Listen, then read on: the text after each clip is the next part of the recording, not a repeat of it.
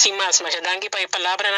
Anto, nos aprovechar de espacio y oportunidad para desear tur colega na Corsol, na Bonaire, na Isla Aruba também, tur parte do mundo, na tur colega de enseñanza, tur maestro, feliz Dia Internacional de Maestro. Lo que nos hace ahora, nos atoma nota más claro de tema que o mundo internacional de enseñanza está pone central, maneira tur a este caso, e aqui o tema da transformação de enseñanza está começar cerca e com o maestro. Então, a frase aqui, o tema aqui, mundo internacional está acordando o governo do mundo que se você papel de alta qualidade de enseñanza, se você papel de transformação de enseñanza e você papel de edificar o país, bom mestre invertir em profissão de maestro, bom mestre invertir em condição laboral de maestro, bom mestre invertir em boa enseñanza. Então, vos aqui, com ressonar rond mundo nós está identificando mesmo como sindicato completamente com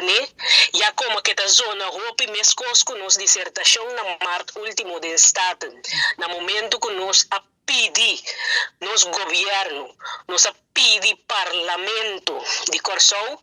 para invertir em enseñanza, basar riba manejo de enseñanza dentro quadro de visão. Onde nós estamos mirando nos países aqui 20, 30 anos. Para você que rol enseñanza, mestre tem aqui e tem quadro e botar basa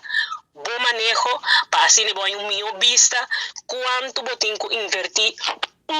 botem que invertir em boa enseñanza e com a inversão aqui, Mr. Bai.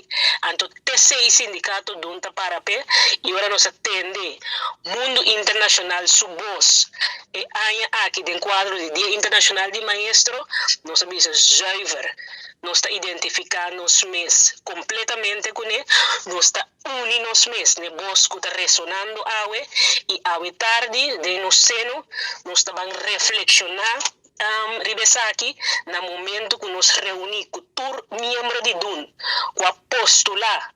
para a eleição de diretiva, que nos promete a eleição que nós está organizando, que lo toma lugar final de outubro, nós está assim, uso de momento aqui, uso de nos dias para reflexionar também riba rol de sindicato DUN para realizar o que a voz internacional está pedindo ao governo.